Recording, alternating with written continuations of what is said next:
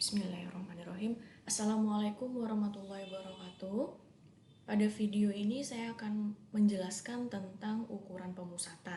Mulai dari apa itu ukuran pemusatan, bagaimana apa saja ukuran pemusatan, dan bagaimana cara menghitung masing-masing dari nilai ukuran pemusatan. Nah, sebelum kita masuk ke dalam ukuran pemusatan, kita lihat dulu definisi dari statistika.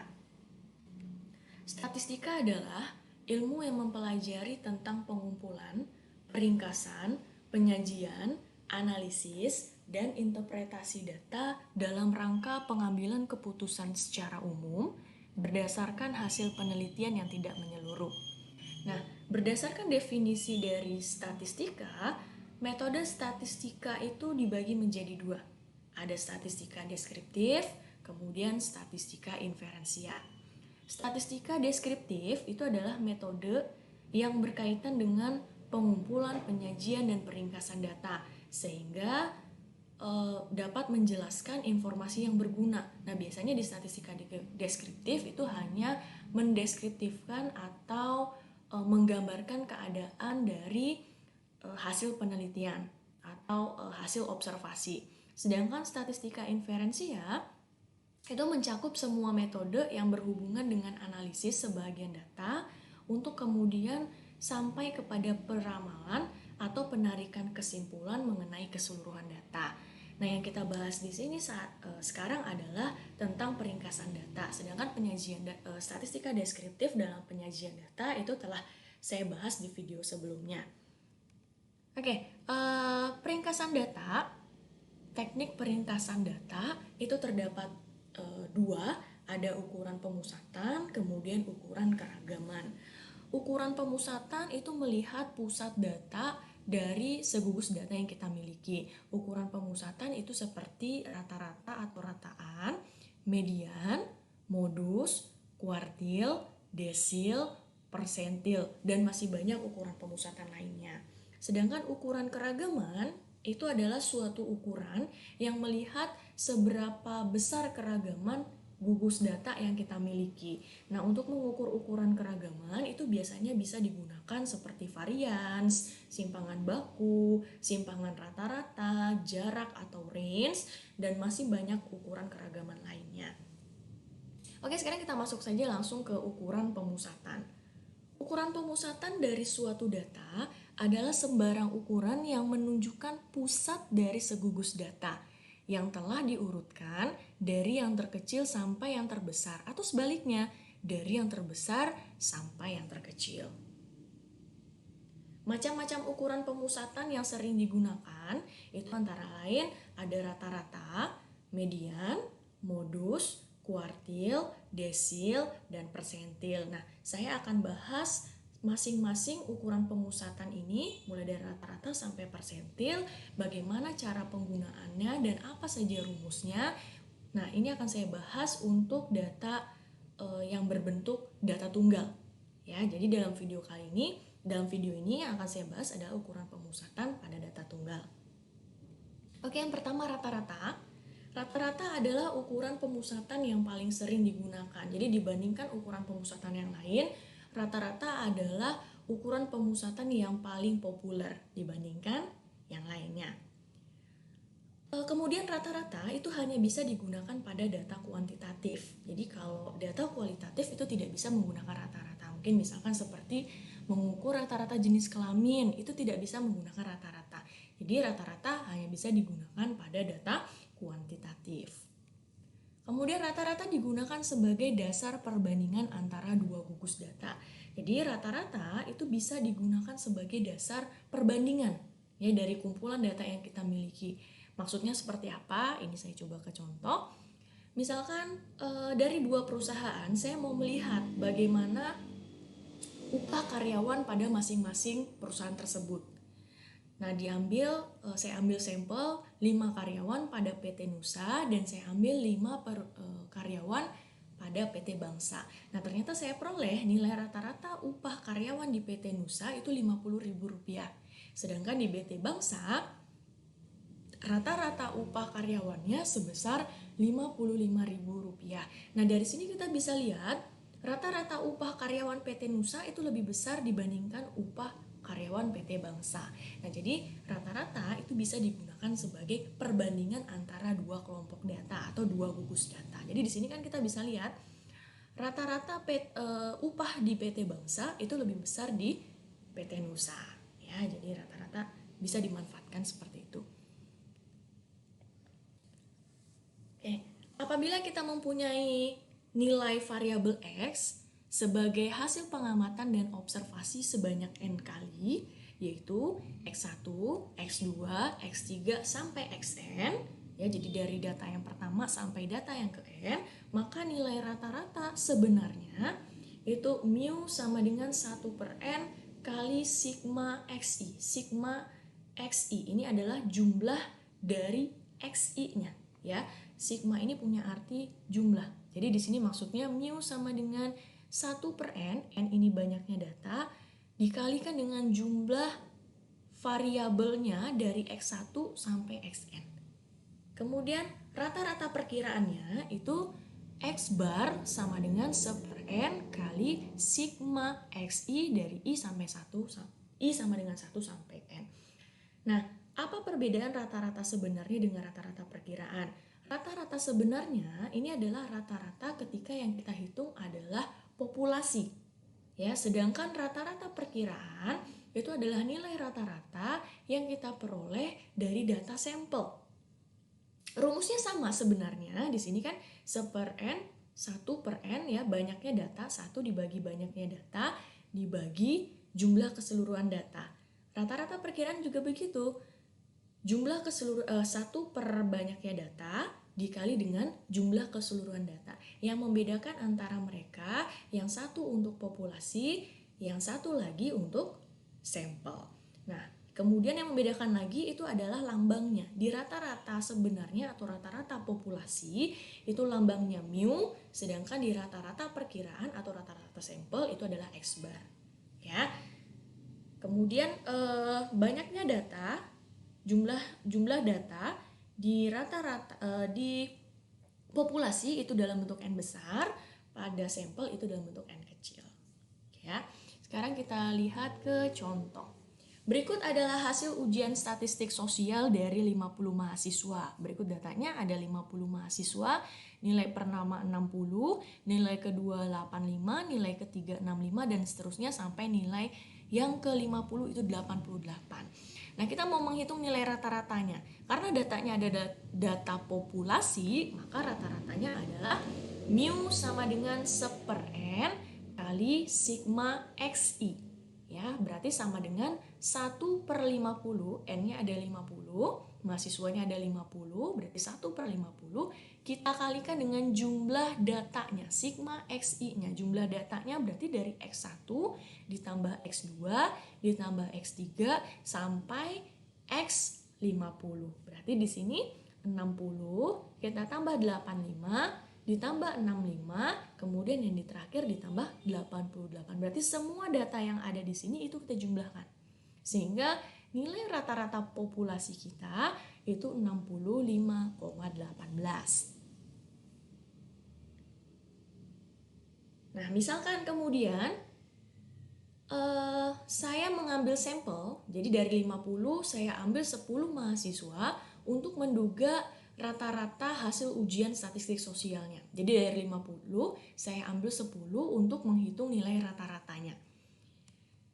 Saya ambil 10, ya. Di sini yang saya ambil itu data pertama, kemudian data ke-6, data ke-11, 16, data ke-21, ke-26, kemudian data berapa ini? Data ke-31, data ke-36, data ke-41, data ke-46. Ini datanya.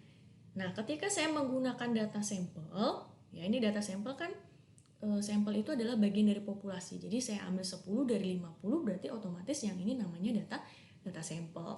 Nah, data sampel untuk menghitung rata-ratanya sama, rumusnya sama, yang membedakannya hanya lambangnya saja.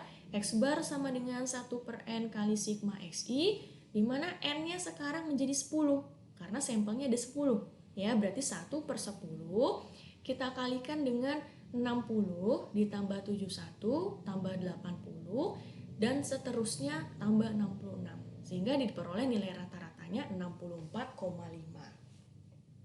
Mungkin kalian bertanya-tanya, kenapa beda nilai rata-rata yang diperoleh pertama dengan yang kedua? Ya, ketika yang dicari itu adalah keseluruhan, rata-ratanya 65,18. Sedangkan ketika yang diambil adalah data sampel, rata-ratanya 64,5. Kenapa? Jawabannya adalah karena X-bar atau rata-rata ini adalah rata-rata perkiraan. Ya, yang namanya perkiraan ya bisa saja sama, bisa saja tidak. Ya, jadi namanya perkiraan dia hanya tugasnya di sana hanya menduga nilai rata-rata sebenarnya itu berapa. Ya, kalau yang namanya dugaan itu kan belum tentu nilainya tepat sama dengan nilai yang sesungguhnya. Ya, makanya kenapa di sini nilai mu-nya tidak sama, nilai X bar itu tidak sama dengan nilai mu-nya. Nah, biasanya kenapa orang menggunakan data sampel itu karena biasanya data populasi yang diperoleh itu sangat rumit sehingga digunakanlah data sampel. Oke, selanjutnya kita masuk ke median. Ya, ukuran pemusatan yang kedua yang akan kita bahas adalah median. Apabila ada sekelompok nilai sebanyak n diurutkan dari yang terkecil x1 sampai yang terbesar xn atau sebaliknya, maka data yang ada di tengah disebut median atau disingkat dengan med. Jadi, median itu adalah nilai yang berada di tengah-tengah data ketika data yang kita miliki sudah diurutkan. Ya. Jika jumlah data ganjil, maka median berada pada satu nilai. Jika datanya genap, maka median berada antara dua nilai. Sehingga ketika n ganjil, mediannya sama dengan xk, data ke k, di mana k-nya sama dengan n plus 1 dibagi 2. Ketika n-nya genap, mediannya sama dengan xk, data ke k, ditambah xk plus 1, data ke k tambah 1, dibagi 2, di mana k-nya sama dengan n per 2. Jadi ketika mencari nilai median, perhatikan dulu data kita, banyaknya data kita itu ganjil atau genap. Kalau ganjil, gunakan rumus ganjil. Kalau genap, gunakan rumus genap. Ya. Terdapat 7 orang karyawan dengan upah per bulan masing-masing 20.000, 80.000, 75.000, 60.000, 50.000, 85.000, dan 45.000. Tentukan median dari data tersebut. Oke, sekarang kita ditugaskan menentukan median dari data upah karyawan tersebut.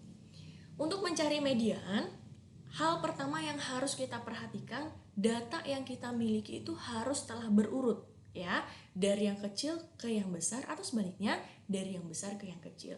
Oke, sekarang di sini saya urutkan data yang saya punya dari yang kecil ke data yang terbesar. Oke, ini upahnya.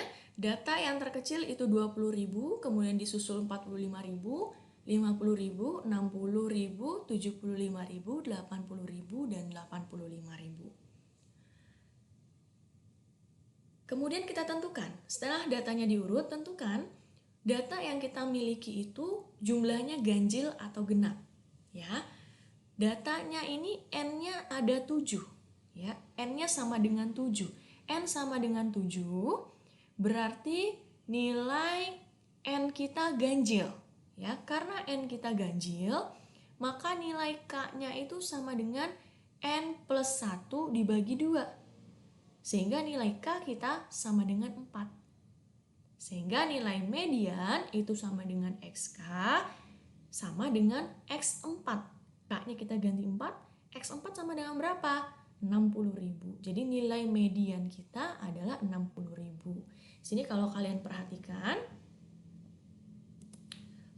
nilai median tadi itu kan dikatakan membagi dua bagian menjadi sama, ya. Bagian yang di bawah median ini ada 3, bagian yang di atas median juga ada Ada 3. Jadi membagi sekumpulan data menjadi 2 bagian yang sama. Nah, pembaginya di mana? Di X4. Ya, sehingga 3 di kiri, 3 di bagian bawah, 3 di bagian atas, ya. Oke. Soal berikutnya, hasil nilai ujian 12 mahasiswa adalah sebagai berikut. Tentukan median dari nilai mahasiswa tersebut. Oke, sekarang masih tetap menghitung nilai median. Kita mau menentukan nilai median dari 12 data. Data kita telah berurut, berarti tidak perlu diurutkan lagi, ya. N kita itu sebanyak 12. N-nya 12, berarti di sini N-nya genap. Ketika N genap, maka nilai K-nya akan sama dengan N dibagi 2. Berarti 12 dibagi 2 sama dengan 6. Setelah kita mendapatkan nilai K, kita bisa langsung menghitung nilai median. Median ketika datanya genap itu sama dengan XK ditambah XK plus 1 dibagi 2. XK kita sama dengan 6, XK plus 1 kita sama dengan X7. Ya, 6 ditambah 1 jadi 7. Makanya X6 ditambah X7. Kita bagi dengan 2. X6 kita itu 9. X6 yang mana? Ini X1, X2, X3, X4, X5, X6. X6 kita 9. Ya, X7 juga 9. Makanya di sini 9 ditambahkan 9 dibagi 2 itu sama dengan 9. Jadi nilai median kita 9. Jadi untuk menghitung nilai median, untuk menentukan nilai median, lihat dulu jumlah data kita itu ganjil atau genap. Kalau dia ganjil gunakan rumus ganjil, kalau dia genap gunakan rumus genap. Dan perhatikan ketika data kita jumlahnya ganjil, ya tadi di sini jumlahnya ganjil, nilai median itu berada di satu nilai, ada di X4. Tapi ketika nilai data kita itu adalah genap, ya banyak data kita adalah genap, nilai mediannya itu di antara dua bilangan, ya antara dua nilai. Di sini antara 9 dengan 9 adalah 9, ya. Sekarang kita masuk ke modus. Ya, ukuran pemusatan yang ketiga ada modus. Modus adalah suatu kelompok nilai. Modus dari suatu kelompok nilai adalah nilai dari kelompok tersebut yang mempunyai frekuensi tertinggi atau nilai yang paling banyak terjadi di dalam suatu kelompok nilai. Ya, atau sering orang bilang modus itu adalah nilai yang sering muncul. Modus biasa disingkat dengan mod. Pada suatu distribusi data, mungkin tidak mempunyai modus, bisa mempunyai satu modus atau yang disebut dengan unimodal, atau memiliki dua modus yang disebut dengan bimodal, atau memiliki modus lebih dari dua yang disebut dengan multimodal. Modus adalah ukuran pemusatan yang paling mudah untuk ditentukan dibandingkan ukuran pemusatan yang lain. Modus juga bisa digunakan baik untuk data kuantitatif maupun data kualitatif. Dari data berikut, apakah ada modusnya? Jika ada, tentukan nilai modusnya. Oke, data yang pertama, modusnya ada atau tidak? Ya, ada. Data yang kedua? Ya, data kedua tidak ada, sedangkan data yang ketiga ada. Ya, kenapa? Oke, data yang pertama, frekuensi yang tertinggi adalah 3, itu 9. Jadi modus pada data yang pertama itu adalah 9. Ya, modusnya hanya ada 1 yaitu 9. Kemudian perhatikan data yang kedua, yang B, frekuensinya semua sama, ya, sama-sama 1. 3-nya ada 1, 5-nya ada 1, 8-nya ada 1, dan seterusnya 16-nya juga 1. Maka data yang kedua itu tidak memiliki modus karena frekuensinya semua sama. Tidak ada yang menonjol dibandingkan yang lain. Kemudian data yang ketiga, di sini frekuensi yang tertinggi itu adalah 3, ya. Adalah 3. Nah, itu dimiliki oleh X sama dengan 4, X sama dengan 7. Jadi pada data yang ketiga, pada kumpulan data yang ketiga, memiliki modus. Modusnya ada 2, yaitu 4 dan 7. Mudah sekali kan untuk modus? Sekarang kita masuk ukuran pemusatan yang keempat, yaitu kuartil. Kuartil adalah nilai-nilai yang membagi data menjadi 4 bagian yang sama. 4 bagian yang sama maksudnya seperti apa? 4 bagian yang sama, jadi kalau kita misalkan punya punya sekumpulan gugus data, itu kita urutkan dari data yang paling kecil sampai data yang paling besar, ya, dari X min, X1 ya, X1 sampai Xn,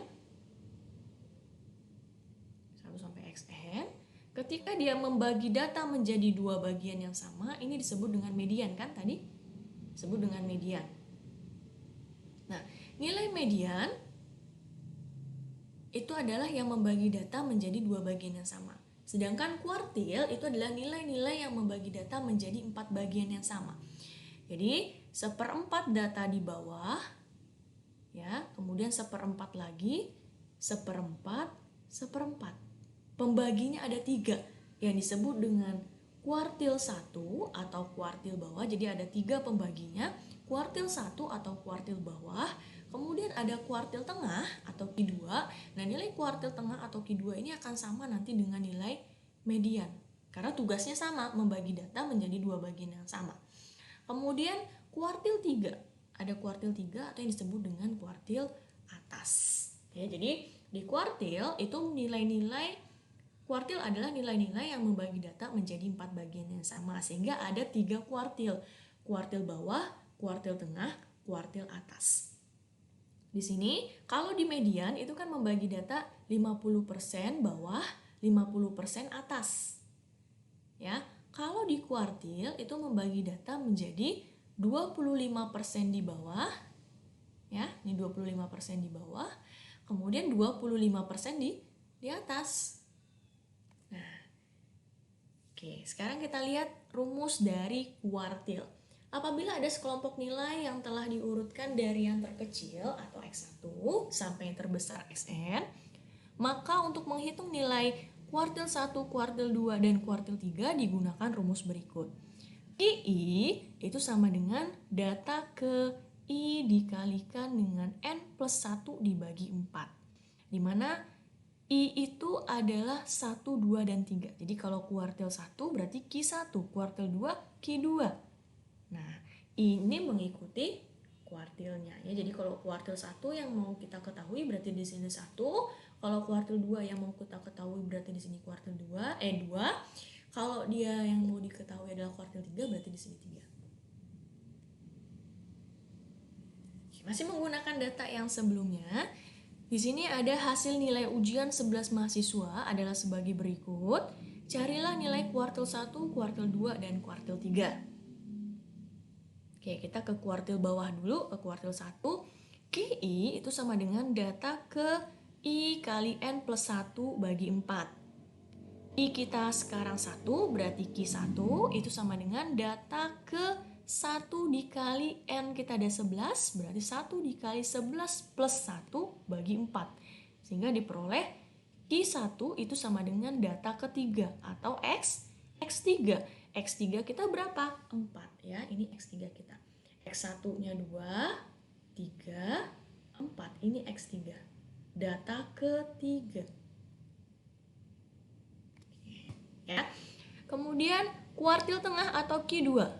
Berarti Q2 sama dengan data ke 2 kali 11 plus 1 dibagi 4. Berarti data ke 6. Data ke 6 atau X6 itu sama dengan 5. Coba kita cek di sini.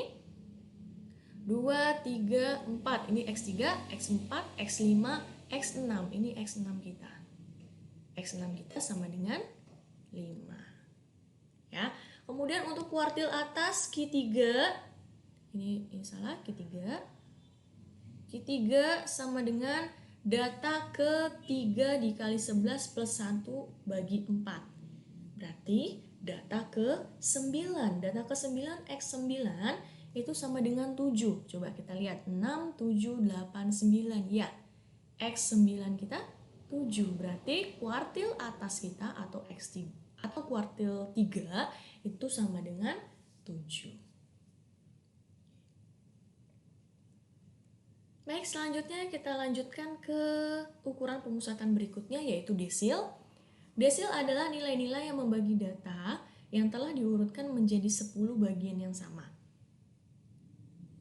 Jadi desil adalah nilai-nilai yang membagi data yang telah diurutkan menjadi 10 bagian yang sama. Sehingga dalam suatu gugus data terdapat 9 desil, 9 pembagi ya, yaitu D1, D2, D3, D4, D5, D6, D7, D8, D9. Rumus dari desil itu DI sama dengan data ke I dikali N plus 1 bagi 10. Ya, di mana DI adalah desil ke I, I-nya 1 sampai 9, N-nya itu adalah banyaknya data. Persentil. Persentil adalah nilai-nilai yang membagi data yang telah diurutkan dari yang terkecil sampai yang terbesar menjadi 100 bagian yang sama.